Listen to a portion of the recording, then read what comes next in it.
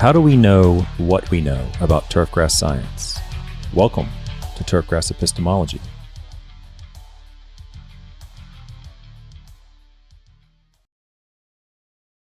Hello, everybody. Welcome to Turfgrass Epistemology. My name is Travis Shaddix. On this channel, we try to figure out how we know what we know about turfgrass science. This is Tuesday evenings, public only, or public access show. Monday morning is the members only show. If you're listening to this on a podcast, consider coming over to YouTube on Monday mornings or on Tuesday evenings and watch the show live. You can put in some chats and participate live.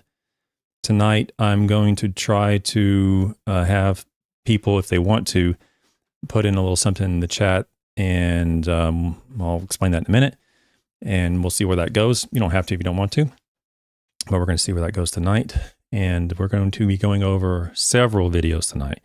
We have a video that I wish I would have waited to watch live on air, because my first reaction is always the best reaction, and it was just gold. It's just absolute gold. But I watched it ahead of time, obviously, and we'll see how it goes this time. And then I have 1, 2, 3, 4, 5, 6, 7, 8, 9, 10, 11, 12, 13 short videos, 12 or 13 YouTube shorts.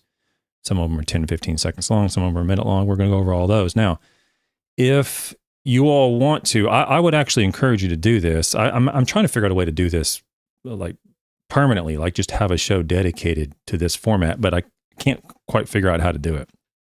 If you all want to, you can put into the chat tonight the title of a video that you want me to go over. You can't put the link because it's not going to, YouTube won't let it go through. But if you just put the title or like the YouTube channel name and the title of the video, I can put it in on my end probably and track it down and watch it. But I can't watch a 20-minute video tonight. I have a lot of short clips tonight, 2, 3, 4-minute videos I'm going to go over. Most of them are on gypsum. Some of them are on, what was the other one? Oh, liquid aeration. But if you have like a short little 1 or 2 minute video you've been wanting me to go over and you just can't ever remember to ask, just put the title in the chat tonight and I'll try to go over it before the end of the show. I'll see how that works. Okay. And thank you for being here tonight, everybody. Gray and Chuck and Coonhound's going to try to make me laugh. You don't have to try very hard. You know, Mason and Joe and everybody's here. Tug Hill Plateau. And Hofgard. So you sent me an email, I believe, if I'm not mistaken, Bert, and I think it was you, who mentioned about the classes, the courses online. Some people have purchased the courses online at turfgrassepistemology.com, and then what they want to do is they want to go back and watch the videos again or watch the courses again, and they're having difficulty finding that re-login page. So I can't remember exactly what your comment. Let me just read it off my phone. The gentleman sent me an email. I think it was, I'll just leave the names out of it. But it says that, so you'll get a link in the verify your email to access this course mail. And you need to save that email. When you sign up for a class, you're going to get an email. And in that email, you'll need to save that email and make sure that you keep that to re-log in. However, also in addition to that, I'm trying to work a way around so those students who have already paid for a course and are trying to go back and watch it again, I've done this. So if you go to YouTube, I'm sorry, it's cut off at the top here, but you'll see it. At the top, there are courses. There's a tab called courses, or you can just go to courses right here on this purple button. And I've added a link called returning students. And if you click on returning students, it'll bring you to this login page. So if you've already purchased the course and you can't figure out how to relog back in, it just takes you back to the repurchase page. Don't buy it again. Just use that link and it should send you back to the courses. If you click on the courses or you just go to courses, here's the courses, and I've added a link here as well, and it says already paid. I might change that to already a student or something like that. And if you click on that link, it'll take you to the same login page as well. So if you've already paid, then you can use those links, and that should get you back to where you need to be, as well as the email, the confirmation email that you got when you originally bought the course online, okay? For those of you who don't know or haven't gone over there yet, we do have courses available, and I want to finish these before the end of the year. Right now, we're just talking about soils and soil origins and soil formation and classification. Why are soils important to society, and how can we learn more about them?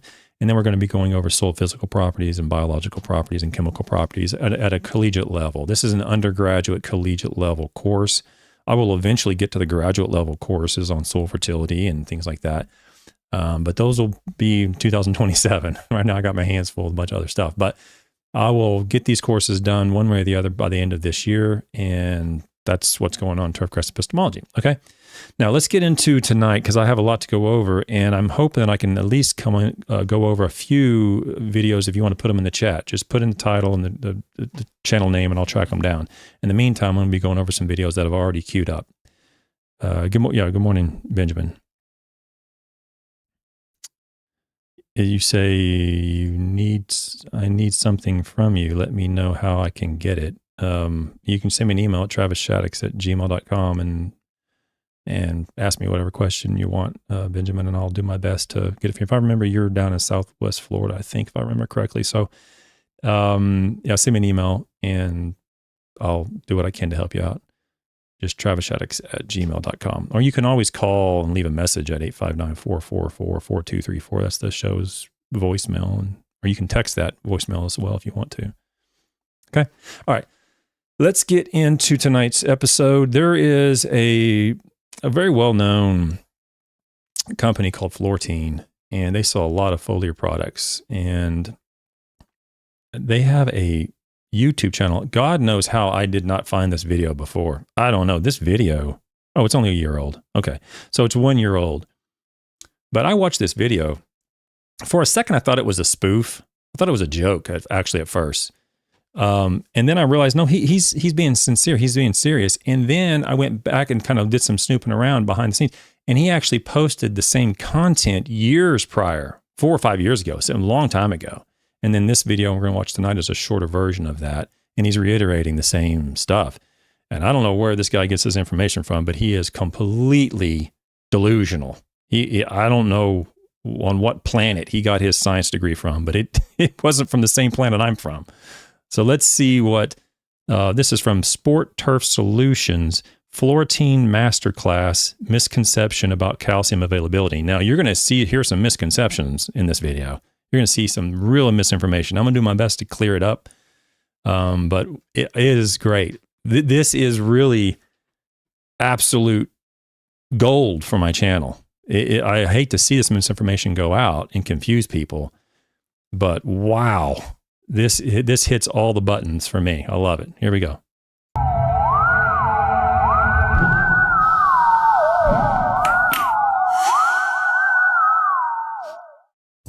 Hello, my name is Tim Cartwright. I'm currently the Vice President of Technical Services at Floratine Products Group. And today I want to dispel a myth and I want to correct some misconceptions about calcium availability. And I'm going to do this by demonstrating through the use of root acids how calcium is released from very popular granular fertilizers. So if I could show you now some simple experiments. So he's in a lab, he has a lab coat on, and a lady walks in with the tray. Just to be clear, from granular fertilizers or liquid fertilizers, calcium is usually not needed at all. I don't think there's ever been a turfgrass response to applied calcium from the calcium. There's Lyme issues with calcium carbonate, and of course there's sodium issues with gypsum and sulfate issues with gypsum. But from the calcium itself, it's pretty rare. I do think I probably have a candidate that could check that box in Northwest Florida. But even then, I haven't confirmed that that's the case where there's actually a calcium response, a response to actually applying calcium. But the fertilizers that are applied that contain calcium are almost always salts. So calcium nitrate, calcium sulfate, calcium carbonate, whatever. I mean, I guess there could be minerals as well, some sort of mineral form of calcium, but they're usually salts. And salt, by definition, will dissociate in water. So keep that in mind. He's talking about root exudates and root acids. Those aren't necessary to release calcium from lime or gypsum. They're both salts. Okay, they will release at different rates. They will, the dissolution rate is different between those two. And certainly acids can enhance that rate, increase the rate of dissolution. but there's no need to have root exudates in order to dissolve or dissociate calcium from a salt. First, I'm going to use gypsum, and I'm going to put a solution of root acids into the gypsum itself, and I want to show just how non-reactive the gypsum is. Okay, so this is really easy. I've been running into this. There's been a couple people email me, and either online or either on YouTube, or email me directly and ask about these challenges or issues they're running into with arguments and claims, and how to have a conversation about it. I'll just be honest, it takes a little bit of time, and sometimes I think neurodiversity, to kind of go into these fallacious reasonings to any great extent. But so what I'm getting at is, he's going to say, okay, let's see what happens when I put root acids into gypsum. Let's see what happens. My question is, who cares? Who gives a flip?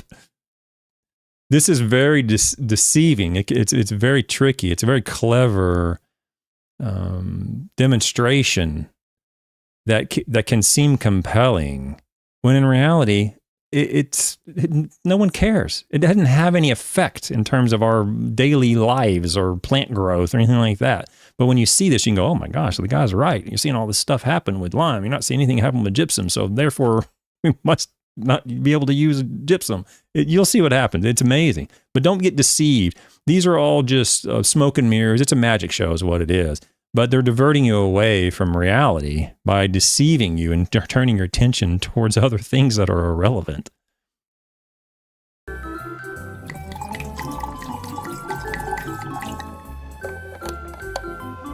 As you can see, there's no evidence of reaction. There's no foaming. There's no heat given off. There's no color change.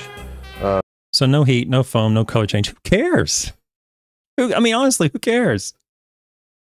So if there was a reaction, heat giving off, that's going to result in better turf for me, a better tomato plant for me, better putting green for me, better tree for me. How is that going to affect my life? Just because there's nothing. You didn't see anything happen in this glass. So what? The calcium and the sulfate, gypsum is calcium sulfate. The calcium and the sulfate react through a process called dissolution.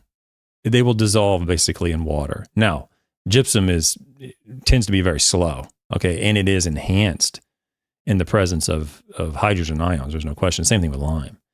There's definitely a rate effect, but so what? Gypsum can be very slow to react in this soil and to essentially dissolve, but it's a matter of dissolution. It's a matter of being dissolved in soil solution. Just because you don't see something happen on a lab jar, you shouldn't suddenly be convinced that you should be changing your behavior. I don't really think there's much value in gypsum in most situations outside of alleviating a sulfate deficiency. And there's certainly really no value outside of alleviating a sulfate deficiency or alleviating a sodium issue. And I think sometimes I have a bad reputation, like, well, Shaddix doesn't care for gypsum. He doesn't recommend gypsum. I just recommended gypsum this week, or it was early or late last week, to a client or a Calendly client in Western Texas. He has high sodium. Extremely high sodium, to the point where it's like, yeah, you probably are having some risk of sodium toxicity at that level.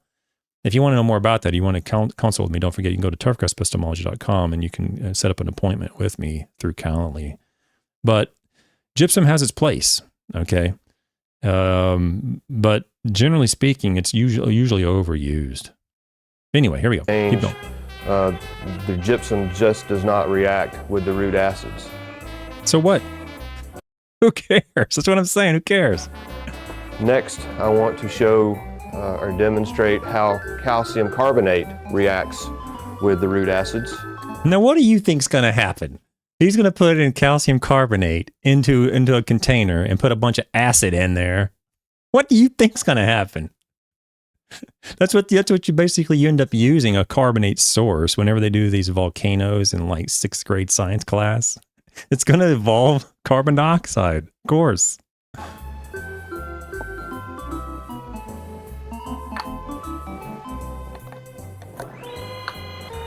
this is where it gets exciting, so please put the glasses on.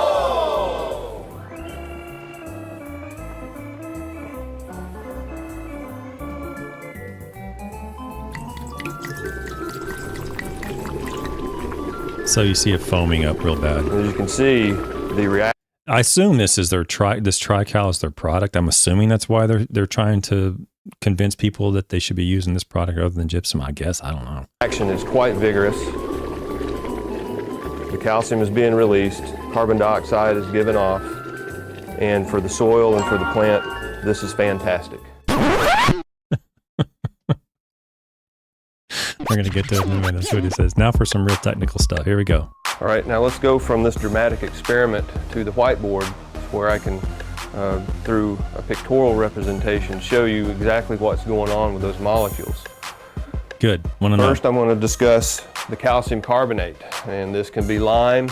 Now I'll say this: if you're in if you have graduate level soil fertility, okay, if you're specializing in soil fertility, I don't care if it's ag or turf, I don't care what it is. If your mentor, if your chair of your committee is a soil fertility specialist, and that's what you're specializing in, is soil fertility, this question it was on mine, and it should be on every qualifying examination and every defense, to be honest. And that is, what happens when you lime a soil? Very, very easy question for any master's or PhD student to answer. And if you can't answer it, you don't have any business getting a graduate degree in soil fertility. Okay, I'm just being frank. So that goes for any of the faculty out there that are dealing with soil fertility and they have students. Just ask that one question. It's a real good question to ask on a defense or qualifying examination. It's real straightforward. But what happens when you lime a soil? You add calcium carbonate to a soil. This guy, what's his name? Tim? I can't remember his name. Timothy's on his jacket here. He's going to screw the whole thing up. It's great. It's fantastic. But it's the most elementary question to ask a graduate student who specializes in soil fertility. What happens when you lime soil? Let's see what Timothy says. It can be limestone, but it has to be CaCO3. And what happens is, through microbial activity or root exudates, they release CO2. No, they don't. CO2 will be evolved, depending on if it's reacting with aluminum or not. It will be evolved, there's no question. But it's not a microbial mediated process. Calcium carbonate, it will dissolve. It's a dissolution reaction. So you have calcium and then you'll have carbonate, right? And then that carbonate will react with water. And it's the carbonate that reduces pH. So when it reacts with water, then you have a hydrogen bind onto the carbonate, which forms bicarbonate. And then you have the other OH group left of the water, which will then bind with any free hydrogen, further forming water, and then further lowering the pH. I'm sorry, further lowering the acidity, increasing the pH. Microbes don't cleave off carbon dioxide like what he's saying here. Carbon dioxide can be evolved, there's no question. But it doesn't happen like this, and it's not through microbial activity alone. The first process is a dissolution. I think this is hilarious. Which then bubbles up through the soil and becomes part of the photosynthesis. I can't take it, man. I can't take it. Oh my God. What am I going to... I can't take it. I am so sorry. I cannot take it. It's just too much. I told one of the viewers in the show, I'm going to try to make it through without laughing. I can't do it. I cannot do it. It just blows me away, the level of Dunning-Kruger, of competency versus confidence. He is so confident and so incompetent. It's mind-boggling. Let's rewind it and show you what he said again. Let's do it again and listen to what he said. Okay, I'm going to, right here. They release CO2, which then bubbles up through the soil and becomes part of the photosynthesis. I can't believe it. He's saying the carbon dioxide that will evolve, and carbon dioxide can evolve. There is a process by which it will evolve. It's not microbial mediated. Let me back up. When the carbon dioxide can evolve, but not the way he's saying. It's not going to occur the way he's saying. But what he is saying is when it does evolve, that carbon dioxide is going to become part of the photosynthesis process. That's the equivalent of saying I'm taking. Yes, carbon dioxide is part of the photosynthesis process. Clearly, okay. But that's like saying you're going to take a glass of water to the ocean and you add water to the ocean so the fish have something to breathe and something to swim in. That's the most ridiculous thing I've ever heard. The carbon dioxide from the liming process becomes part of photosynthesis. Oh, man. It's just going to evolve back into the air. And yes, the air contains carbon dioxide. And yes, carbon dioxide from the air is going to be taken up and through photosynthesis become carbohydrates. That's the process. But I've never heard anybody attempt to shed favorable light on the carbon dioxide evolution through liming as a benefit to the plant. I've never heard anybody say that in my life. It is the most astonishing thing I've heard in the last year. It's just going back into the air. And yes, the air contains carbon dioxide. It just blows me away. I've never heard that. Never heard that. And it releases the calcium, which then is either attached to the soil colloid or is absorbed by the roots. And this oxygen is what the microbes were really after in the first place. Now, so this is pretty much about as backwards as you can possibly get. So the carbon dioxide, what'll happen is the carbonate itself will separate out from the calcium carbonate, it'll separate out. And when that happens, like I said earlier, there will be water involved with this process, and one hydrogen from the water, H2O, one hydrogen from the water will bind with the carbonate. And the other OH group now left out there will be, it's a hydroxyl, it'll be negative, and it will bind with hydrogen. But sometimes that can react with aluminum, particularly in very low pH soils. So sometimes aluminum gets involved. And when aluminum gets involved, that kind of changes some things up, okay? But in no situation, no case, did the microbes go after this oxygen. The microbes aren't involved in this process. This process can be enhanced and certainly can be sped up as a result of an indirect result of the presence of microbes, for sure. So in other words, through microbial activity, there can be an excessive amount of hydrogen in the soil, and that high hydrogen level can certainly hit the gas pedal and speed this dissolution up, speed this process up for sure. That can happen. But in the absence of microbes, this process will still occur. Calcium carbonate will dissociate, will react with water, and increase the pH by binding the hydrogen through either the hydroxyl when you split the water, but usually from the carbonate. Or, like I said, there's a function with aluminum if you have aluminum in the soil. That's a whole other issue. But this oxygen here that he's talking about is fantasyland, made up make-believe. I mean, is there something somewhere maybe that something can be taken? I'm sure somewhere something, yes. I mean, in other words, if this carbonate further dissociated into carbon dioxide and oxygen, and then, that process can occur down the road, I'm sure. But initially, the cleaving off of calcium, that's what he's talking about here. So I'm saying all this within the context of him talking about the removal of calcium, or the creating of the process of making calcium plant available.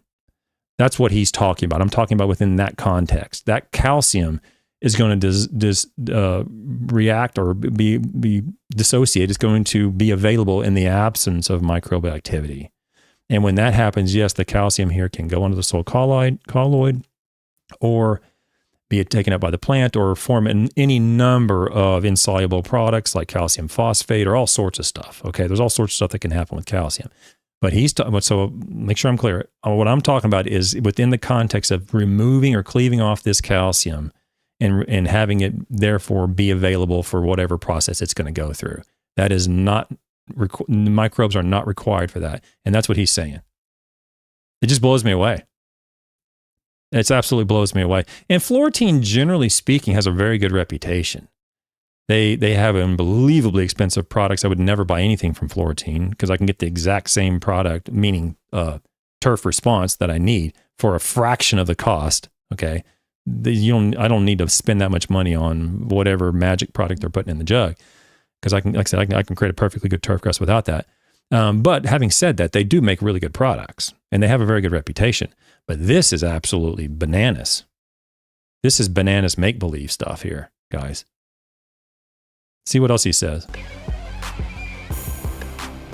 Now, the reason that the gypsum showed no reaction is because of this much more complicated molecule. Now, if you want to, this is something that the guys over at Foliar Pack, George Murray, does a lot. Anytime you see a scientist put up a bunch of molecules on the screen, it is important to know the chemistry. There's no question. I mean, chemistry is extremely important. It's important to understand the basic processes, and there's a lot there important. But when it comes to actually the products themselves, and you see a screen with a bunch of molecules or photosynthesis reactions with NADPH and NADP and the Calvin cycle, and showing all this fanciful, the reactions. That is what's referred to as an appeal to obscurantism. That is a fallacy. It's a flaw, and they're taking advantage of that flaw in reasoning by showing you all this stuff. They're going to wow you with all these molecules and their superior intellect, and they're obscuring the real question. And the real question is, who gives a flip about any of this stuff? How does it affect the turf grass relative to an industry standard product like urea or ammonium sulfate or sulfur-coated urea or something like that? How is it going to grow me a better plant for the same or less money? That's really what the question is. But they're obscuring it. So it's called obscurantism, and that might be a new fallacy I haven't really gone over a whole lot in the show. But this is what this is. He's engaging in obscurantism to wow you into all this fanciful language, and so that you think he knows what he's talking about. And so just keep that in mind when you see all this stuff. The gypsum molecule is actually surrounded by a layer of hydration, and these molecules are stacked infinitely, one on top of the other. Okay, well, they're not stacked infinitely. I don't know where the heck you get that thing from. The definition of infinite? He doesn't know the definition of infinite. Here's my definition of infinite. Which is greater? Which is greater? All the even and odd numbers added together, or all the odd numbers added together? Which one of those is greater? That's the definition of infinite. To me, they're the exact same. So it's hard to conceive that concept. It's hard to understand that concept, the concept of infinity. But these waters are not stacked to infinity. I don't know where the heck he's talking about, but yes, there are stacks of water. Anybody who's opened up a bag of iron sulfate, it's called iron sulfate heptahydrate. That's 7 waters. Those 7 waters come with the iron sulfate on the soluble liquid meltable iron sulfate. You can't separate that out. They come with it, and you have to use that when you're doing the molecular weight of the product. So this is true. The waters are there. But it's not true that you can't, or that these are infinitely stacked. It's absurd. This prevents any reaction from taking place. The waters on gypsum, I'm not making this up. The waters that go along with gypsum prevent any reaction with calcium sulfate to taking place. That's what he just said. What is this guy's title? The technical product producer or creator on Floratine doesn't realize that gypsum can dissociate in soils and water. He's saying that it's impossible for any reaction to occur because of the water surrounding the molecule. That's scary. That's really scary. So whether it's a microbe or whether it's a root acid, nothing really can break these bonds. And the gypsum molecule, therefore, should never be used for a source of calcium. The gypsum molecule from the whatever his title is, the product developer, engineer, chemical solution guy at Floratine, just said Gypsum should never be used as a source of calcium. That's who's making those products. Unbelievable. I'm not a fan of gypsum. I'm not a fan of any product for bad reasons. But gypsum can clearly be used for sulfate deficiencies. It can clearly be used for calcium deficiencies. It can clearly be used for sodium issues and sodium soils. That's how the sodium gets removed. The calcium and sulfate dissociate, and the calcium can thereby remove the sodium and then form sodium sulfate and leach out of the soils. That wouldn't happen if what he's saying is true. I've just never seen anything like it.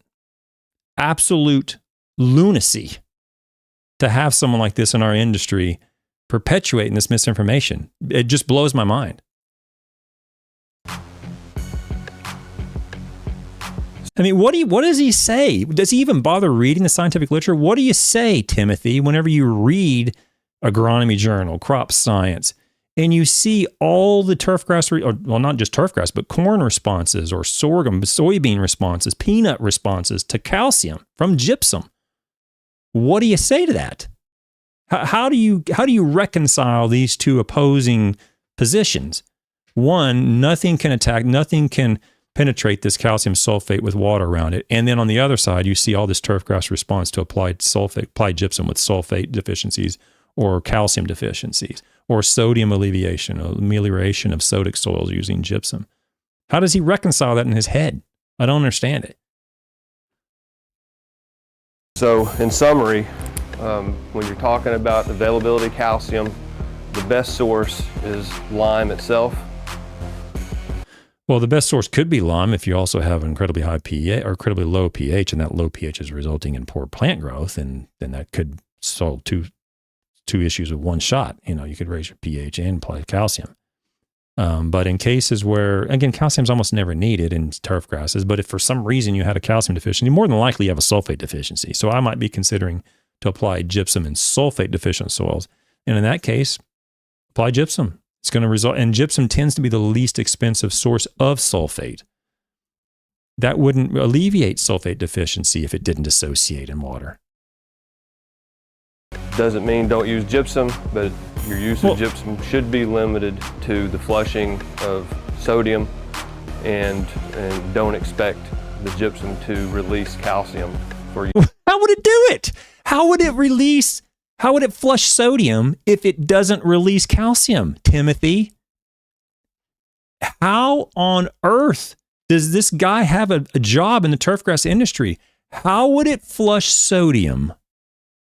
Gypsum, how would gypsum flush sodium if it doesn't release calcium? These two things must occur. In other words, gypsum is, if you just apply gypsum calcium sulfate and it didn't dissociate, it would just move through the soil, just sit in the soil. If it's just sitting there, it would never exchange a cation because it's not charged. It's not positive or negative. It's the calcium sulfate molecule itself. I don't know what to say. It's mind-boggling, absolutely mind-boggling. How someone can have that opinion and claim to be a scientist or a chemist or whatever his title is at Floratine. Unbelievable. Use in the plant. Yeah, you can't use gypsum for calcium, according to him, but you can use gypsum to flush out sodium. Am I missing something?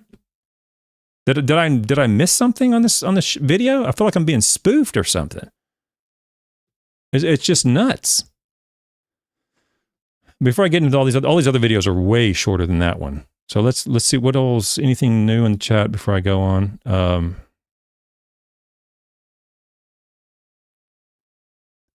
Benjamin says, I have a team of guys trying to push regenerative ag on turf grass in my area, but they are pushing soil top dressing, but it adds phosphorus into the system. I'll set up a meeting with you about it. You can set up a meeting with me. Yeah.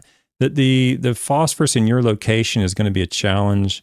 I don't think you can even apply any of that stuff if it has phosphorus in it. There may be a law against that in your area. I don't know the law in Lee County. I've been gone for like 9 years, so I don't know. But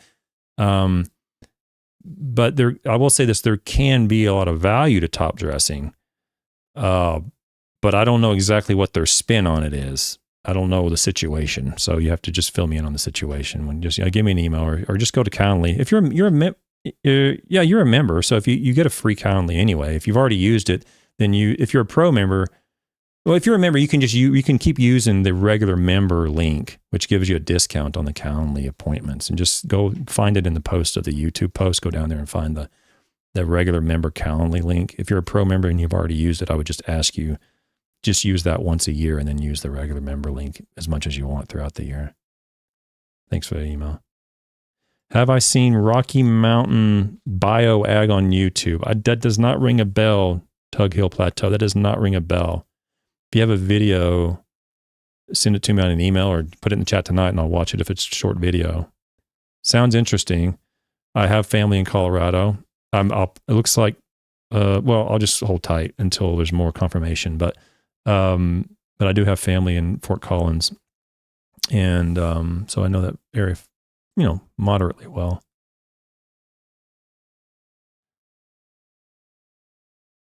Yeah, Joe Kyle says, lots of Facebook goofballs really pitching Carbon Pro G, so I'd love to see a reaction to this marketing video from Lesco. It's 2:30. Oh, Lesco Pro. Okay, here we go. I can do that. How do I... You're a member. You're a really good member, Joe. So I'm going to see if I can find that. Let me take this off and then see if I can... hang on. See if I can find this. So it's Lesco Carbon Pro G Plant Health Nutrient. 2 minutes and 30 seconds. Okay, yeah. Here's a 2 minute and 30-second video. I'll cue this up right now, and I'll watch that next. Actually, I'll just watch it now, and then I'll go back to the chat. See if I can get this up. Your person. Take that off.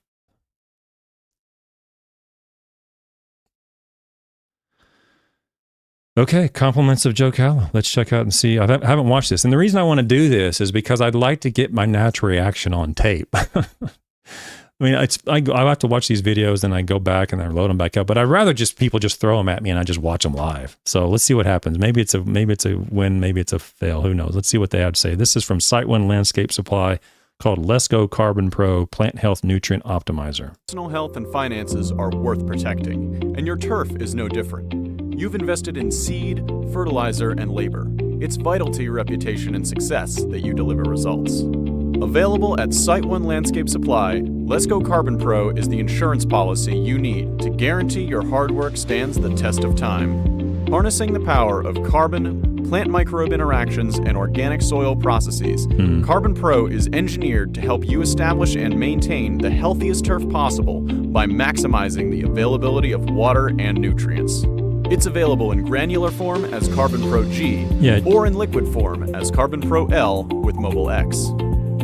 Well, I'll just say this before I continue. I mean, let me first say this, is that if you add carbon to the soil, it is very well established that you can influence the microbial population. My question is, who cares? Who gives a flip? So what? So I'm not saying that this product does it. When most of these products, Carbon Pro G and Carbon whatever, most of these products are being applied at a rate that is nowhere remotely close to a rate that would be necessary to enhance or increase some sort of microbial population. They're nowhere near that. But even if they were, and there was an increase in microbial activity, who cares? What is that going to do for me, is my question. How is that going to influence my lawn or my fairway? Or how is that going to benefit me in one way or the other? I'm not saying it can't. I'm just saying, show me that, right? Pro G is perfect for residential and commercial turf and landscapes, golf courses, athletic fields, and nurseries. Easily applied using a Lesco spreader or any standard rotary spreader at a rate of 5 to 10 pounds per thousand, Carbon Pro G can be used to enhance soil biology while building root mass and density to improve tolerance against cultural and environmental stressors. Now, there's a whole lot of claims right there. That's what I'm saying. Just show me that. Show me those data. Show me data to support that. 5 to 10 pounds per 1,000 square feet. So that's, oh, well, I should just know. Yeah, well, it's 400. So 400 pounds per acre. You know how much humic substances and organic matter there is in an acre furrow slice of soil? It's a lot more than 400 pounds. In other words, this is just a drop in the bucket. I mean, just a drop in the bucket. So again, if you did it enough, if you just pounded it like every other day, somehow did it where you didn't bury the turf or something, I'm not saying you couldn't have some sort of increase in microbial activity. It's certainly possible. Are you going to result in an increase in turf quality or root growth? It's plausible. It's biologically plausible, but you need that's not the question. People get confused with the question because all this smoke and mirror stuff, showing roots on a video and showing a leaf. What we want to know is whatever that product is going to do to my turf. Let's call that X. What's going to happen compared to urea?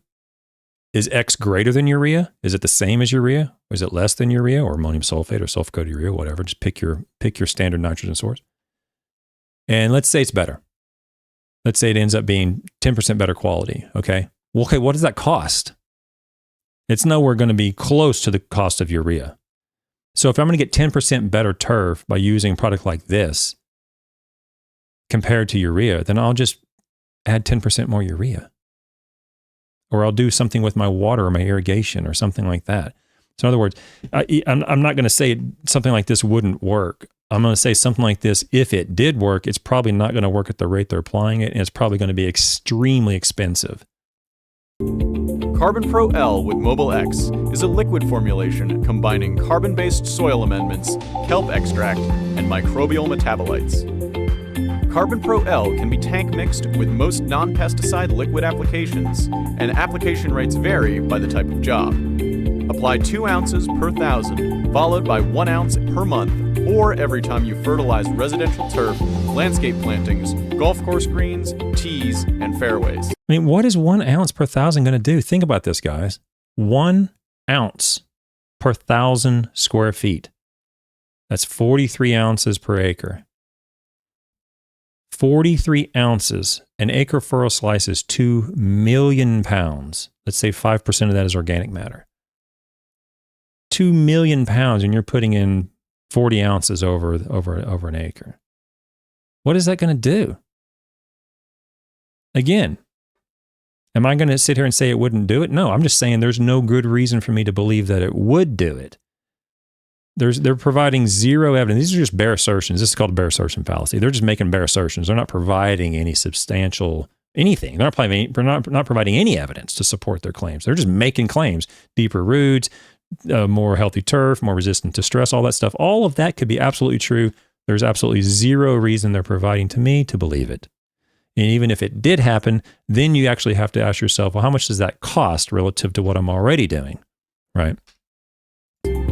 For athletic fields, apply 2 ounces per 1,000 every time you fertilize. For nurseries, Carbon Pro L can be applied 21 ounces per 100 gallons every 3 to 4 weeks as part of your maintenance program. The results speak for themselves. In greenhouse slant tube tests, Carbon Pro L dramatically increased root and shoot growth in ryegrass over a 3-week period. Yeah, so this is what I'm saying. This is the wrong question, right? This is a type 3 error on the screen. If you're statisticians, this is a type 3 error. What is a type 3 error? You're giving me the answer to the wrong question. It's just, I don't know why. I think it's just silly. It's like shooting fish in a barrel. This is the reason I wanted to do this without seeing the video. I've never seen this video, by the way. I've never seen it. This is a type 3 error. What is that? They're saying Carbon Pro G is better than water control. Who cares? Who cares? It's the wrong question.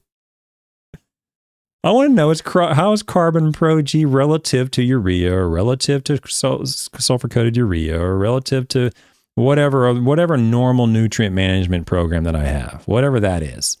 Okay, so that's what I want to know about. I can show you 15 pictures just like this too. I can compare it to the wrong thing. Go look at me. You should be applying. I can show you a picture like this where I have 3 plants. And all on top of these 3 plants, I prayed to Wotan, and on these 3 plants, I didn't pray at all. I can show you that.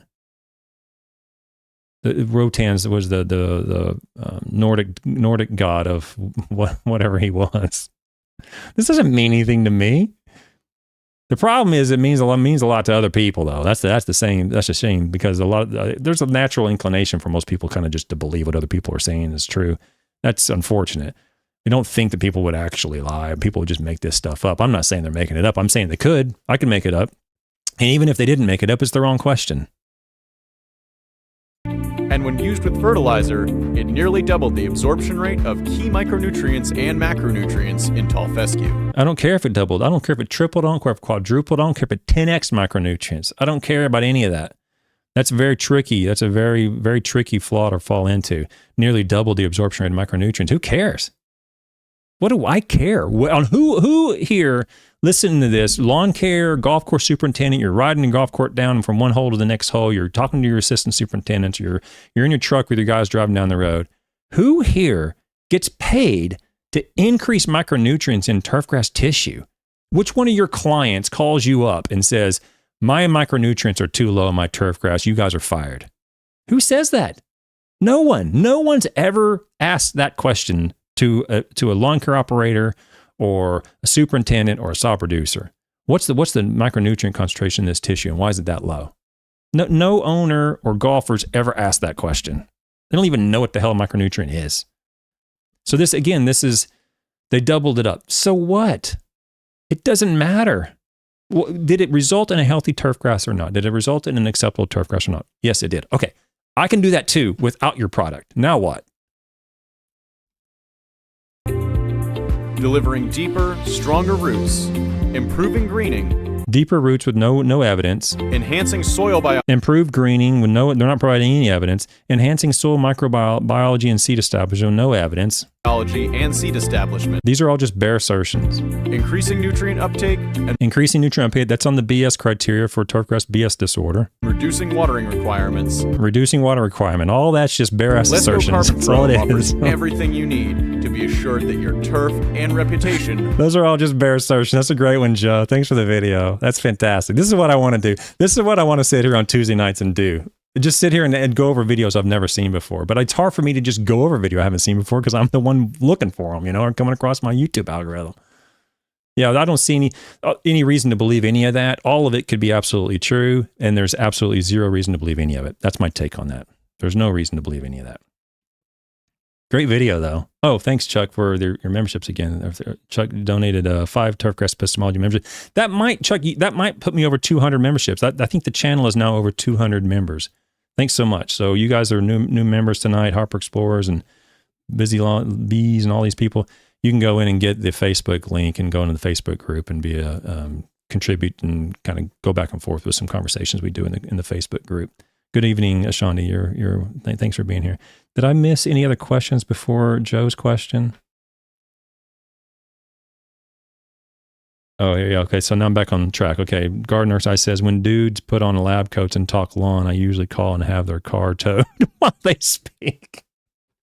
Oh, that's kind of mean. That's okay, though. Kunam Pharaoh, some infinites are technically larger than others. For example, all real numbers between 0 and 1 is a greater infinity than all real numbers. I don't know about that. I mean, the concept of infinity is that the concept is infinite. I mean, there is no finite number of decimals between 0 and 1, just like there's no finite number between 1 and the next 3 numbers above it or 100 numbers above it. But it's the concept is what I'm getting at, the concept of infinity. When he says there was an infinite number of water molecules, that means we would all, infinite number of water molecules around that gypsum, we would all be drowned because of the infinite water that's surrounding gypsum that can't be cleaved off, according to Timothy from Floratine. It's great. But you understand, I understand what you're saying, though, and I think you understand what I'm saying, too, Kuna. Thanks. Thanks for doing the link for the students' courses. Yeah, so yeah, the link for the student courses, if you've already paid, it's on there now, so you should be A-okay to go back. Just bear with me. This is all new to me. So if you run into some more problems, just shoot me an email. I'll do my best to kind of correct it and add something to the site that makes it easy for you guys. Okay. Benjamin says, I love this live reaction to an unplanned video. Yeah, exactly. That's what I want. Because I'm half crazy sometimes. Like my wife's sitting here and she's laughing. And she's like, what are you laughing at? I was like, I can't help it. I'm sorry. I can't help my initial reaction is just genuine, and I never saw that video before, and it was just great. Some of them I probably wouldn't work actually, because I end up laughing so hard my abdomen muscles kind of hurt, and I have to like take a break. It's just great. Yeah. So let's see, where am I at? Yeah, Chuck Benzine says, as much as your wallet can afford is the answer to how much carbon pro-G should apply. Quote from, is that really a quote from Ron Henry? As much as you can afford? They're such good. Oh, by the way, Chuck, I have a music tonight by a really good artist, and she's singing a song tonight that is an extremely good song, and the original producers or creator of the song actually played at Louder Than Life a year or two ago at Louisville, and I didn't go watch them, but they played this song live in Louisville, and then this has been redone tonight. So I'm going to play that. And I have a turf thought tonight too. I have many more videos to go through, so we might be here for a little bit tonight, guys. Sorry. So,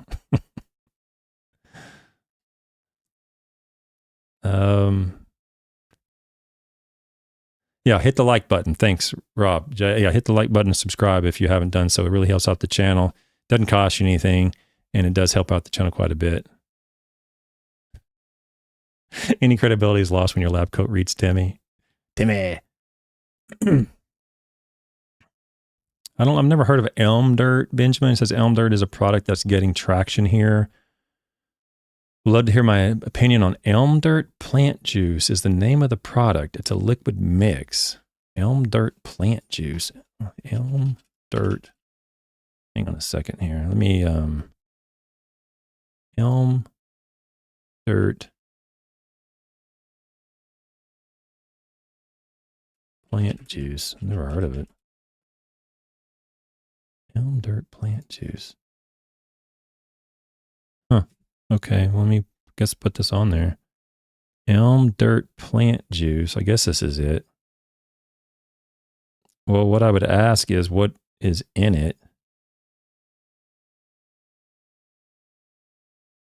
Seeds. No synthetic chemicals added. Naturally and sustainably made. I don't know. Oh, Bacillus species and Rhizobium. Oh, okay. So, 250 beneficial microbes per plant. Okay, so it's bugs in a jug. So what I'll say about this, Benjamin, thanks for asking about this or bringing it up to me. Bugs in a jug are almost never worth the money. There's a couple reasons for that. One, most of these bugs in a jug are going to be dead. I have a video on this actually somewhere back in the year ago or whenever it was. Most of the bugs are probably going to be dead. The bugs that do get added will almost immediately die because the environment that they need to survive might not be the environment they're being added to. They might not have the nutrients. Probably it's a temperature thing. They don't have the heat is either too cold or too hot for them. They don't have the nutrients or the water, whatever the case is. The soil texture can have a great influence on microbial populations. They may not have a place to basically hide, essentially. And that's a real situation where the microbes need to hide from predatory microbes that already exist in the soil. The indigenous microbes that are in the soil are there because the environment is obviously conducive to their growth. And then they're adding microbes on top of them that we don't know what's in that, whether they're going to survive or not. Those microbes are at a disadvantage, and the microbes that are in the soil have an advantage. Make a long story short it is highly unlikely that the microbes themselves will have any sort of beneficial impact on plant growth. However, these bugs in a jug have nutrients in them. So I don't doubt at a high enough concentration, you might put something on and see a response. If you just dump a jug of this on your, bougainvillea or something, or you have a potted plant in your house, you might see a response. That's very likely to happen if you put enough of it on there. The question is then, that response, did it come from the microbes or from the nutrients? Occam's razor would say it probably came from the nutrients that were already in the jug, not from some microbes making everything more available and all this other stuff, okay? Bugs in a jug and bugs in a bag, it is an extremely rare circumstance where they would show a response, and it's even more rare where that response is worth the money. The responses, the situation would be a virgin soil, maybe a soil that has been gassed or burned or somehow acid washed or something where there's nothing in the soil. There's no really diversity of life in the soil at all. It's just been completely wiped clean.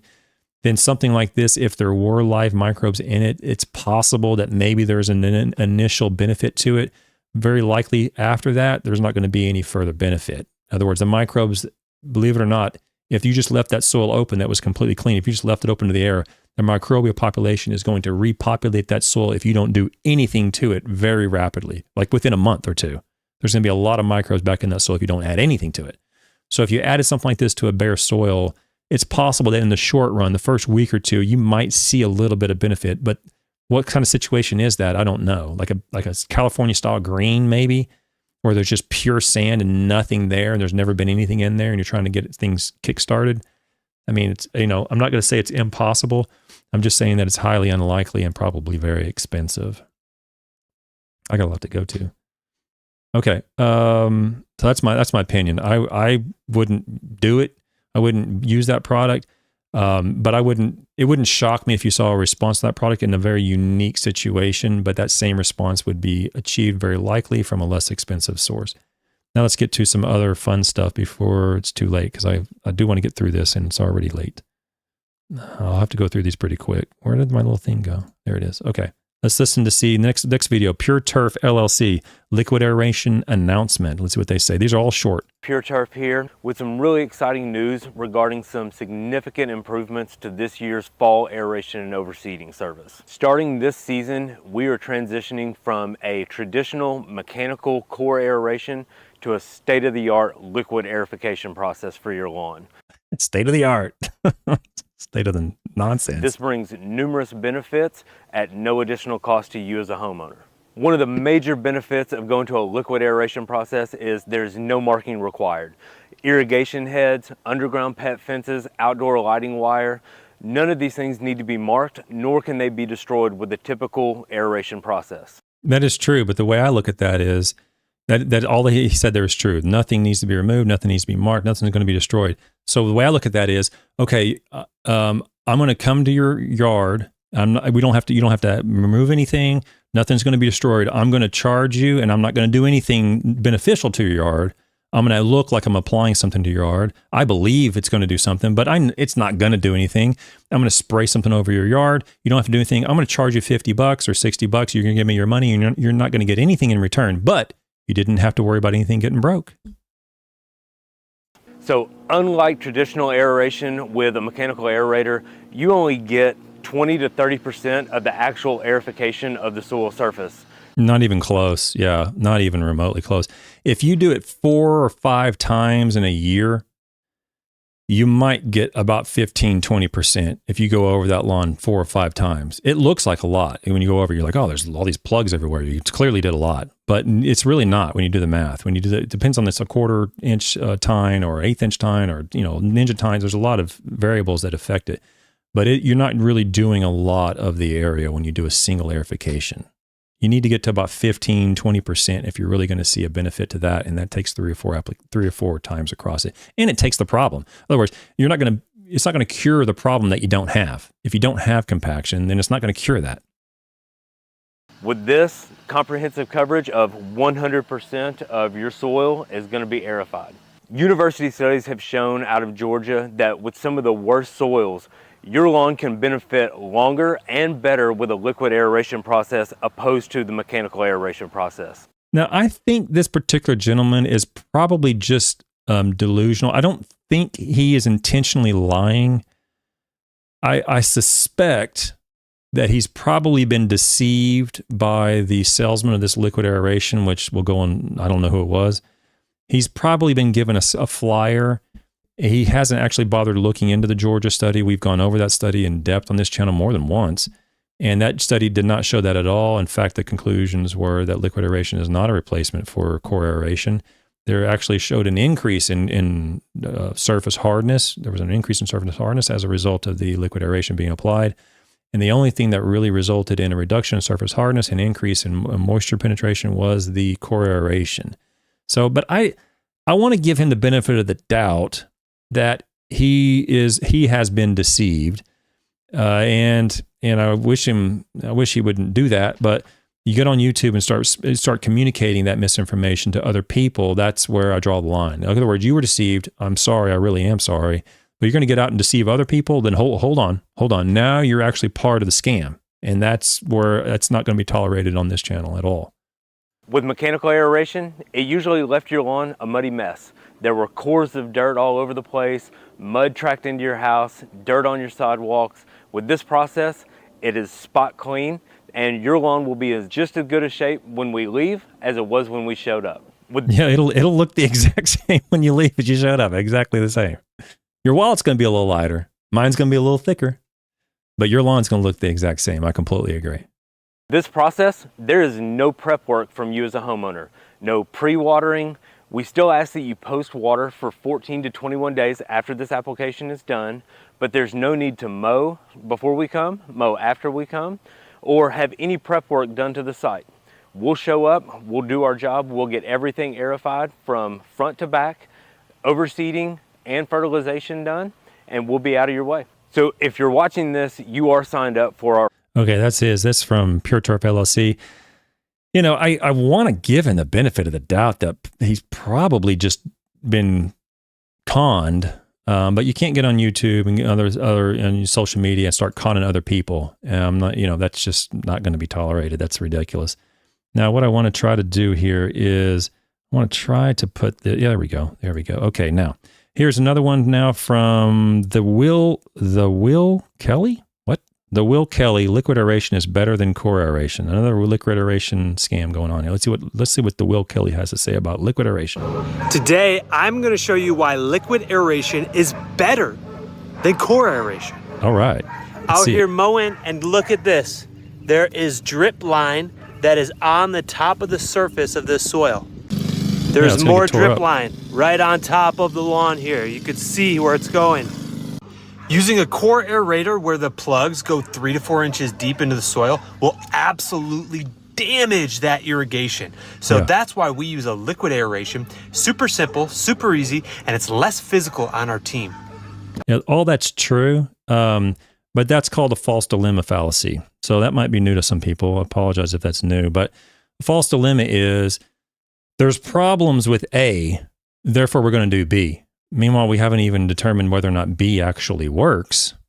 But because there are problems with A, and I agree with him, there are problems with core aeration. If you're not going to, if you have not going to clean up the lawn, if you're going to have irrigation heads, you're not going to mark them. You have valve boxes and drain boxes and all these other things. If you're not going to clear all that up and mark it, then you got big problems with core aeration. But just because there's problems with core aeration does not mean that liquid aeration is the solution. There's no evidence to support liquid aeration. So that's called the false dilemma fallacy. And what I wanted to do here, this particular video struck my interest. And what I wanted to do was I wanted to go in here and actually read the chat. I was reading the chat of this video from the Will, whatever his name is, the Will Kelly channel on this video. And I was reading through here and you see a comment from the Lawn Care Nut and some other things. And I just wanted to read through here because some of his replies are golden. It says, one guy from Ryan Nolan 98 says, giving one very specific example doesn't mean it's a general rule. They each have their own place depending on the situation. I don't know a ton of lawns with drip lines ran on the surface of the yard and blah, blah, blah. So he has a reply there. And then he says, I would agree with you.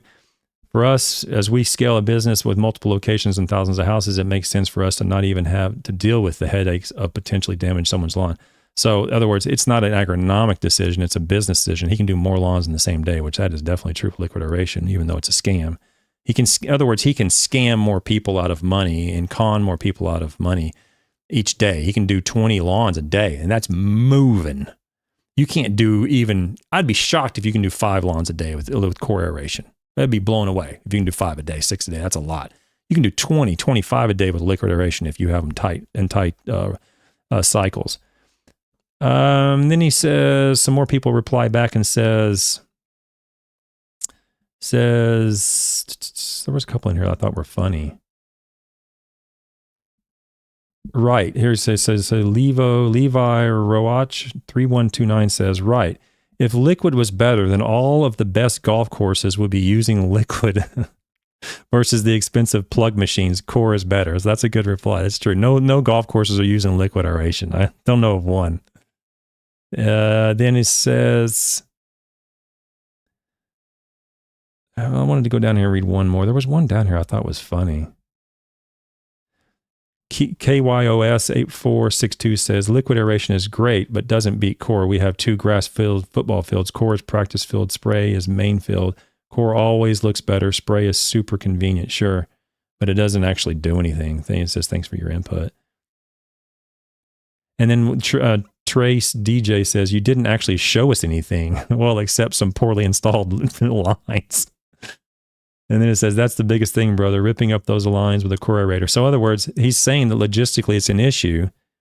So we're doing liquid aeration. Well, in other words, if option A doesn't work for some valid reason, which I agree, all those lines in the lawn are a valid reason to not core aerate, then there is no other option at the moment. You can't just go to option B and assume that that works.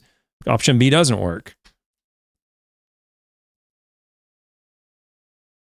And let me get to the one I thought was funny.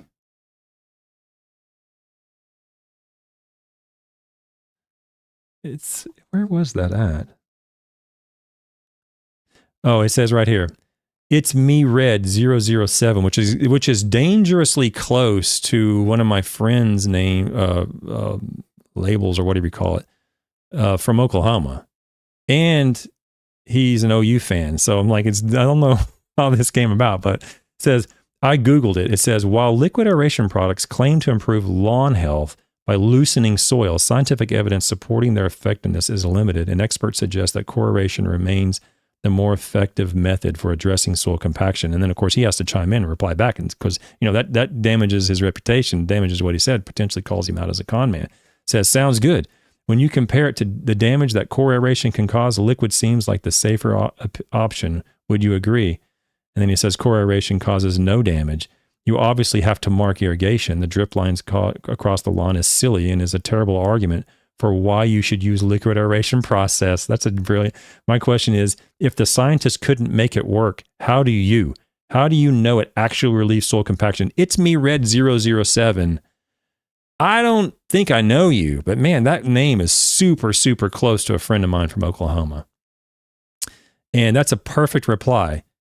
Perfect reply. And it says, and then he replies back, of course, the will kill. Of course, because his business is on the line. If he's proven to be a con man and a scam artist, he might lose some business. So he has to reply back. And he says, it simply says it's less effective, which means ultimately it is still effective. That's great. Also, we have plenty of customers that the builder installed drip lines in front of their lawn. So the last thing we want to do is go through and damage that because a customer didn't know they had it and never told us. So that is a problem. Like I said, you didn't want to tear up the person's drip line, but that's the false dilemma. You've engaged in a false dilemma fallacy, saying that because this one is a problem, we're going to go ahead and do this other one when the other one's never been proven to be valid. In fact, it's been proven to be invalid. There's one more comment in here I wanted to do. The Two Gun Master says, you didn't show us anything. And then he says, I'm confused. How so? So someone has a drip line that does nothing to prove how or why liquid aeration might be better than core aeration. It's just an alternative to this one situation. So some people have some pretty good critical thinking skills. They do exist out there. I like some of these replies. I'm going to get to the one. Oh, here it is right here. I think I know this guy. I think I know him. Is he here tonight? I don't see him in the chat tonight. But this is just for you, not chucking a truck. He says, new study from Dr. Henry at Georgia. Georgia. Hybrid Bermuda and soil response to liquid aeration compared to hollow tine cultivation. Google that. Educate yourself. Liquid aeration is a cancer for lawn pros right now, and your rhetoric is causing it to grow. And then, of course, he replies back, thanks for your suggestion. Not chucking a truck. Getting some comments in there on the video. That's fantastic. Great. All right, let's get to the next video. That was a rather long one there. Let's get to the next one. The next one is from, let's see if I can get it on here, is from Turner Pest Control. Ask the experts. Liquid aeration, lawn care. So liquid aeration is a non-invasive product that we apply evenly throughout the lawn. And the benefits of this are, over time, it will help reduce soil friction. How do you know that? Soil compaction. How do you know that? And overall help the lawn as far as nutrients and such fertilizers to get down into the root system a lot better and penetrate that growth a lot easier. Overall, you'll have more of a vibrant lawn. Yeah. Well, so there's no evidence to support that at all. Thanks to Turner Pest Control. We know now from the literature from Dr. Henry in Georgia that none of that is true. Now we're going to go to the next video, and it is from James S. Shawska? I don't know. $3,400 in production in one day, and this is why liquid aeration has taken off, because LCOs that are dishonorable, that don't have any ethics really in this area, but they need to make money. This is a license to print money. Liquid aeration is a license to print money, essentially, for an LCO who doesn't have the moral or ethical compass that many others do.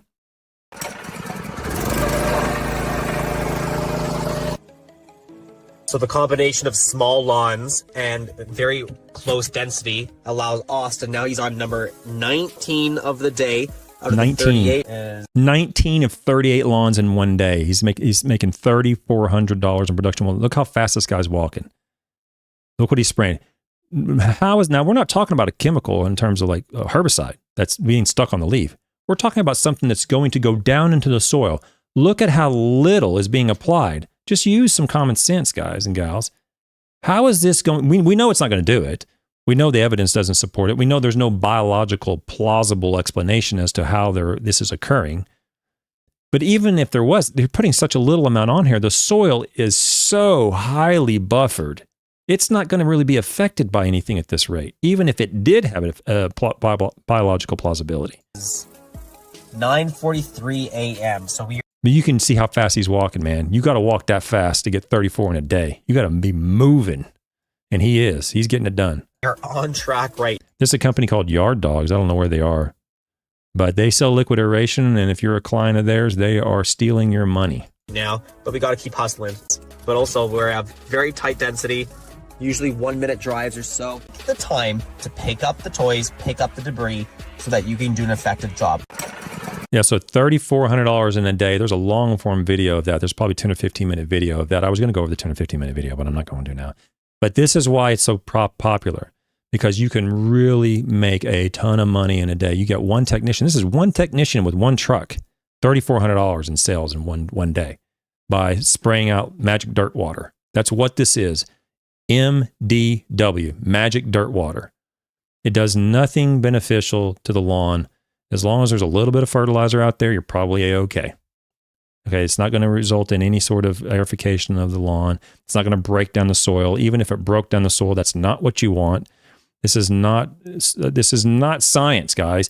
Breaking down soil is dispersion. That's going to cause more problems. You don't want to disperse the soil. You want to hold the soil tight together. If you want to know more about that, consider taking some of the soils courses over on turfgrassepistemology.com.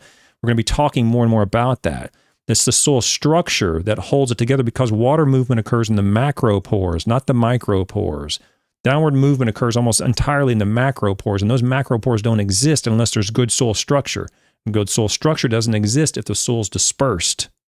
Okay, so it's $3,400 in a day is crazy, but it will not aerify your soil.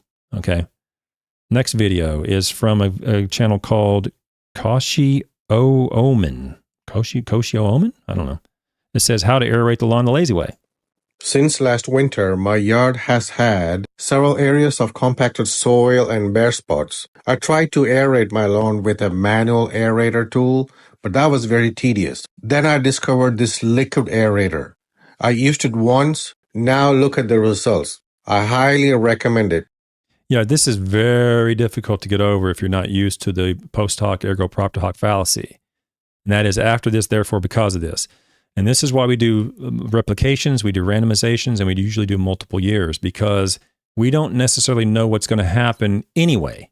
So if you just go out and you apply something to your lawn in one time or one season or whatever the case is, well, we don't really know what would have happened if you just didn't do it at all. And when you do something where you're expecting a result, you fall victim to confirmation bias oftentimes, and you're expecting to see something beneficial, when in fact the light and the temperature have changed. Maybe it was the spring, you're moving into the summer for warm season grasses, or maybe it was a late summer and you're moving into the fall for cool season grasses. The turf grass is naturally going to grow well anyway as that time changes into more favorable conditions. Well, if you just happen to apply the product at that time and then the environment changes to be more favorable, the plant's going to look better whether you did it or not. And it's very, very difficult to get over that flaw in thinking. I did this, I saw this, therefore what I did caused it. What you did may have caused it, but we can't determine that if you just went out and put it out and then you say, okay, look what happened. And that's the reason I get a kick out of all these photos on Twitter where people are holding up plugs of roots as if that's somehow supposed to be convincing or compelling to me to do whatever they're trying to convince you to do because it grew roots. Well, what happens if you didn't do anything? What about the guy across the street that's definitely not doing that and they have roots? That's sort of thought processes you have to consider. It's very difficult to get over that flaw. Even scientists sometimes they struggle with that idea. Like, well, I did this. It clearly caused it. It's not easy to get over that mindset. Next video comes from Ryan Knorr Lawn Care, the one lawn product I apply in the rain. Now, he's not going to say anything, I don't think, but he has simple lawn solutions, and it's called liquid soil loosener. There is no liquid soil loosener, period. End of sentence. Doesn't exist. If you have a sodic soil, I guess if you had gypsum in a sodic soil, you probably could aid that situation. But there is no product in a jug or a bag that's going to loosen the soil unless your soil is sodic, and that's the reason why it's so compacted. But there is no product that's going to loosen that. So I'm sorry if you've bought it. I'm sorry if you're convinced. I really am. I don't want to see you throw good money after this. And, it's not easy to get over that. When you feel like you've been conned, you're like, you don't want to sometimes acknowledge that. You feel embarrassed. I understand that. I really do. But there is no product you can apply that suddenly will loosen up your soil. Physical compaction requires physical solutions, and that is core aerification. It just shows him spraying this out over his lawn.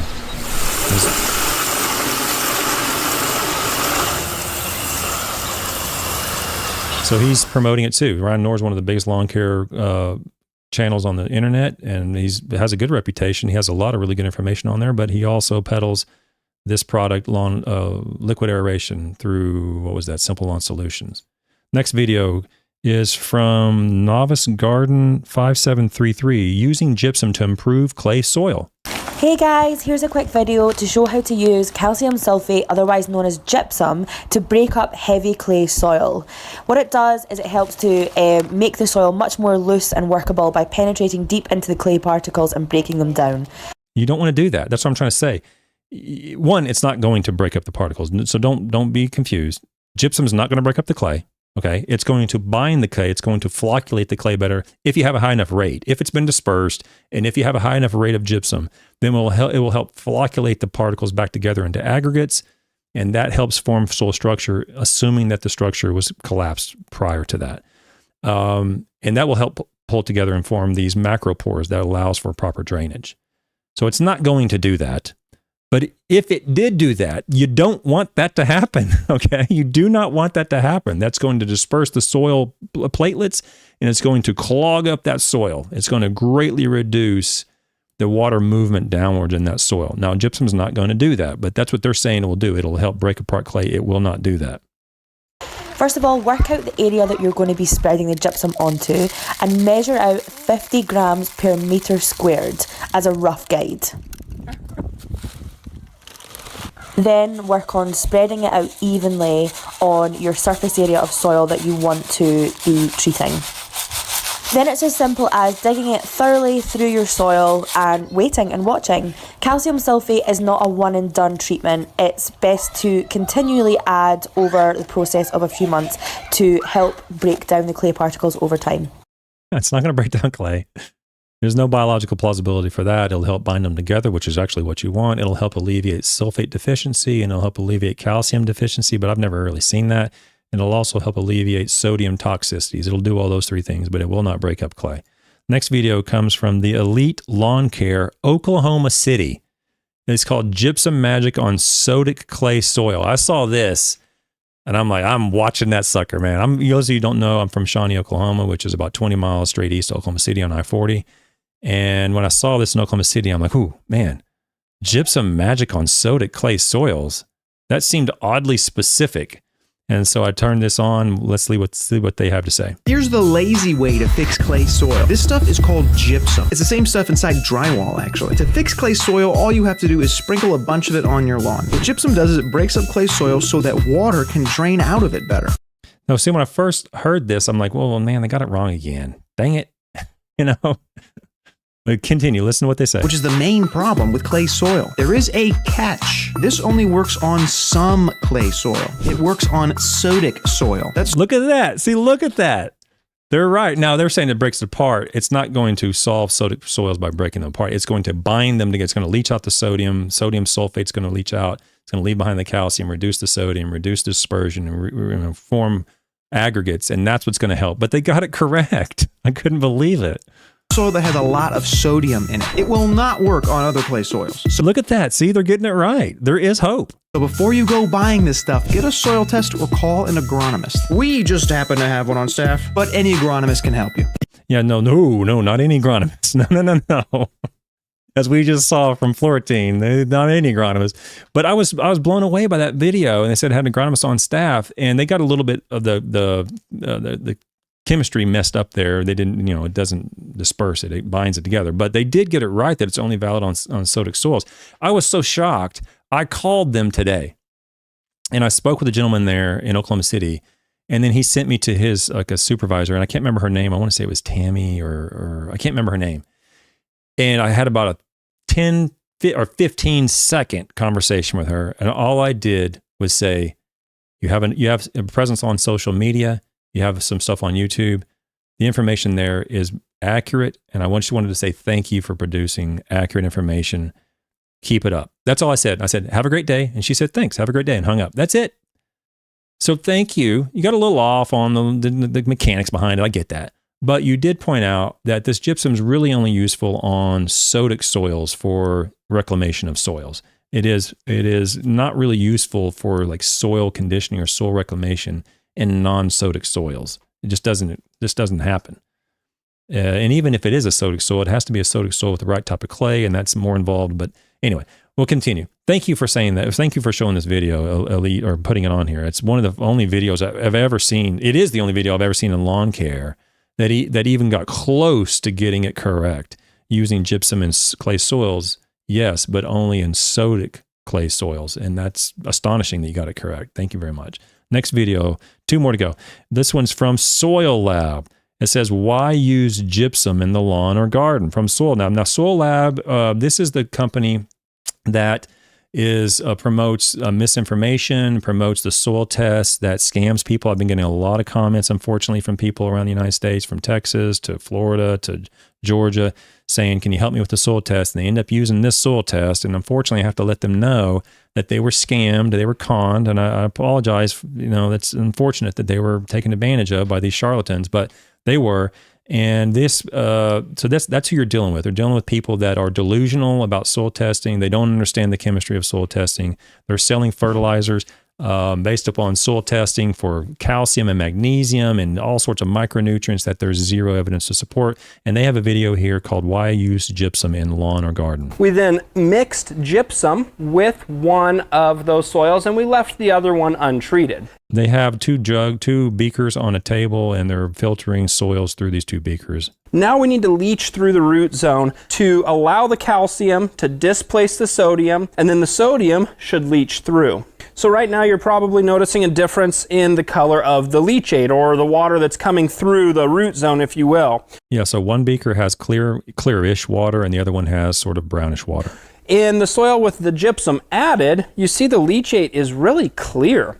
Whereas in this sodic soil where we did not add gypsum, it's pretty cloudy. Obviously, that's probably not because of soil particles then. The soil test came back with nearly 800 parts per million of sodium. When we added gypsum, it was pretty surprising or exciting, really, to see that the chemistry actually worked for us. Why would it be surprising? I don't understand. You added gypsum to a sodic soil, and there's less sodium.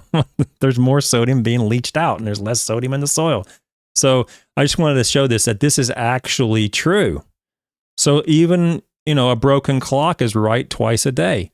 And so these con men over at Soil Lab, who are selling every seer stone on earth, and in cahoots with Yard Mastery and in cahoots with all these other companies that are selling this home soil test, got something right. They added gypsum to a soil and then leached it through, and they found that in the beaker at the bottom, there was greater amounts of sodium when they added the gypsum than when they didn't. That leads back to the first video we watched where they're saying the guy was saying calcium sulfate won't dissociate. The calcium won't become available. Well, how the heck is more sodium in the bottom of this beaker if the calcium sulfate never dissociates from the water and everything else, the calcium sulfate itself? The calcium will dissociate. It will knock off the sodium, and the sodium will bind with the sulfate and leach through, which is exactly what you see here.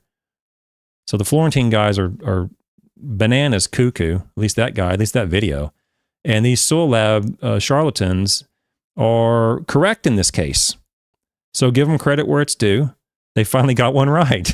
It's been a while, but they finally got one right. Good job. Last video. It comes from a channel called Pure Turf TN. And it says, does liquid aeration yield the same results? I think I actually have another one. Oh, I did, but I missed it. Okay. See what Pure Turf TN says about liquid aeration. True or false, liquid aeration is not going to give you the same results as mechanical aeration. Liquid aeration will not give you the same results as mechanical aeration. Liquid aeration is not going to give you any results. See what he says. True. It gives you different results. So we found that's true. It does give you different results. that using both methods together is actually really powerful. No, it's not. There's a video on that. There's a article on that where they combine them together, and there was no benefit. The benefit came from core aeration, not from liquid aeration. Liquid goes down 6 inches, feeds your microbes, creates nutrients. You don't know that. You've been sold that by some misinformation that your salesman probably told you. You're actually growing deeper roots. Now you can survive different drought conditions. Now he's claiming drought tolerance and all this other stuff from liquid aeration with zero evidence. This is a bare assertion by the guys over at Pure Turf TN, Tennessee, I think. So you don't have to water as much. No, less watering because of liquid aeration. It's all just one, whether it's coming out of the rear end or whether it's coming out of the mouth, it's all the same thing. That's what it is. It's just all BS. Mechanical, it punctures the surface, it breaks up compaction, and it creates a really awesome soil bed for that new seed. Yeah, so, they're delusional. They have another video, though. I wanted to go over their other video. It was better. Somehow I missed it. I'll get it up here. Here it is right here. Last video. So this is one more video. Hang on. Here it is. Talk about how to save a lawn in crisis. And after walking around my neighborhood a lot in the last few... Oh, wait. That's not it. Dang it.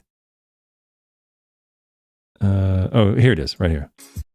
Here's the video I wanted to go over. In this episode, we're going to talk about when liquid aeration... It's the same thing, Pure Turf TN, called liquid aeration versus core aeration. ...is a good fit for your lawn, and when it's not a good fit for your lawn.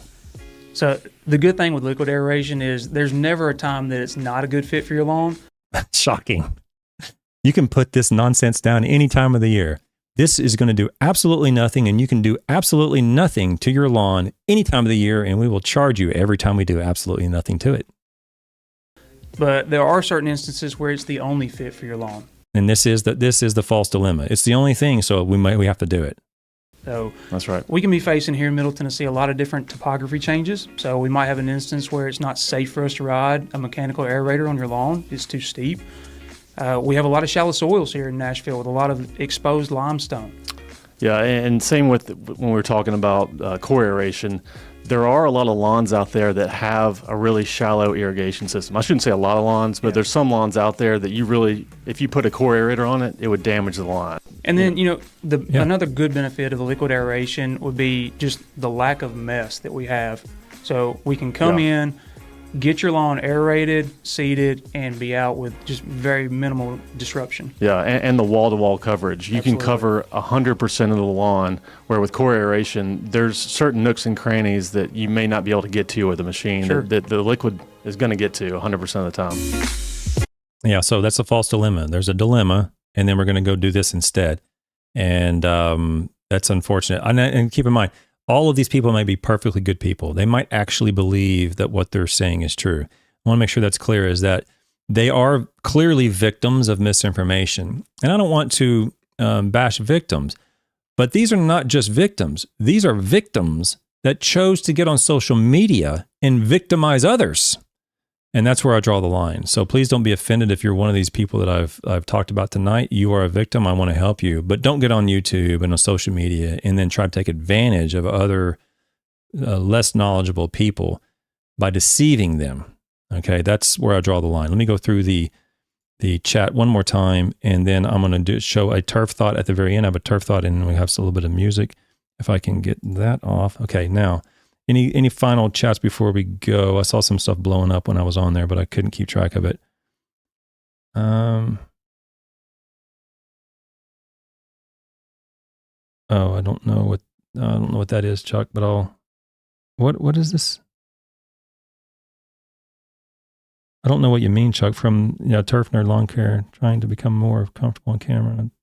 I'm not sure what you mean there, Chuck. It's been a minute or two since I went over that, but send me an email or something if I said something wrong.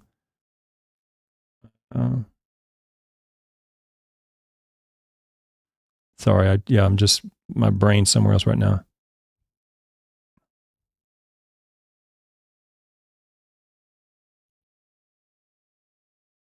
Yeah, liquid reduces his liability, that's for sure. Yeah, you get on there with a bunch of machines and a bunch of people and pets and all sorts of stuff, you're going to end up damaging things and have your liability go through the roof. But liquid, you can just spray it out there and move on, get your money and go to the next sucker. Yeah, Joseph Cal says, it's so non-invasive, it actually doesn't do anything. Amazing. That's true. That's exactly true. It's like selling dehydrated water. That's great. That is great. Humichar, Chris Master says, what do I think about Humichar? I don't know a lot about Humichar. I'm assuming it's just humic acid and biochar combined in some way or the other. There can be some biological plausibility to certain types of biochar depending on how it was created. There's a lot of stuff going on there with biochar. And when it comes to humic acids, there can be some benefit to humic acids. There's a lot of stuff going on with that. It kind of depends on what you're dealing with. But I will say this, is that the studies that we've looked at, we haven't seen any evidence to support the regular use of the products like those. And more importantly, the people selling these, particularly the Andersons, they have provided zero evidence to support their claims, or zero evidence to convince me that what they're saying is true.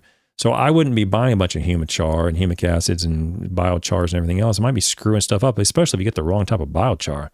But certainly there's some biological plausibility. I'm open to being convinced otherwise. I just haven't seen any evidence to convince me that I should be spending money on something like that. Any benefit you're going to see from that is probably going to come just from regular, basic, fundamental agronomic management practices. Yeah.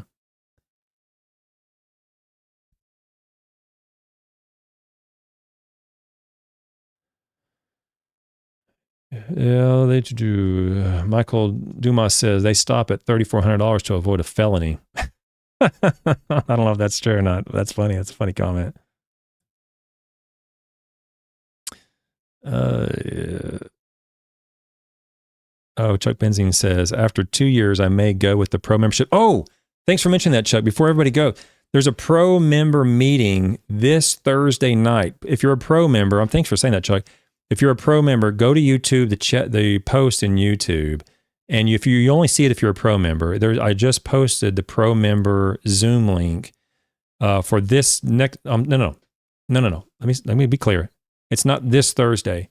It's the following Thursday. Okay, so there's a week and a half. We have a pro member meeting, and the Zoom link's there. So if you want to be a part of that and want to just hang out and chit chat, sometimes we talk turf, sometimes we just talk whatever. There's only 5 or 10 of us that get on there.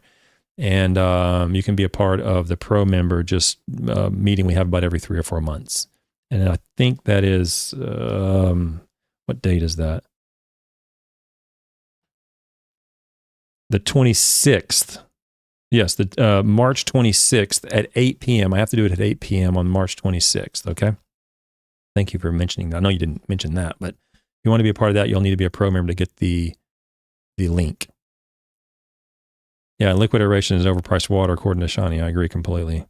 Kunal Feller. Good night, Kunal. Thanks for the comments. I appreciate you being here. Yeah, oh yeah. So Shani just said it. Yeah, thanks, Chuck, for do the upgrade, and we can meet in the pro member. Yeah, come by if you want to. A week from this Thursday, we'll do the pro member meeting.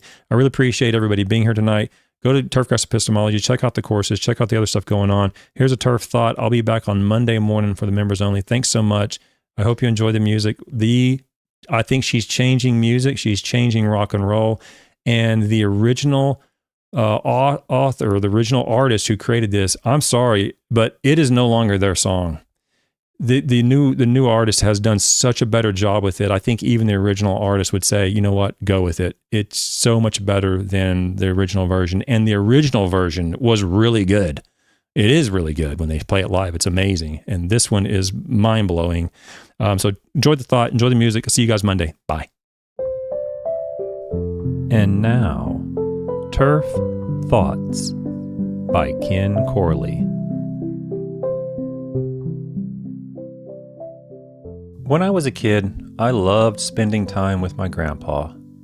One of my favorite memories is going with him to a cow chip throwing contest. I can still picture grown men studying piles of dried manure like they were selecting diamonds, turning them over, weighing them in their hands, searching for the perfect one. The best cow chips were always dry, dense, and flat. They threw the furthest. Great memories of trying to find the best cow chip. Trying to find the best turf grass for deep shade is a lot like that. Even when you find the best one, it's still a piece of crap.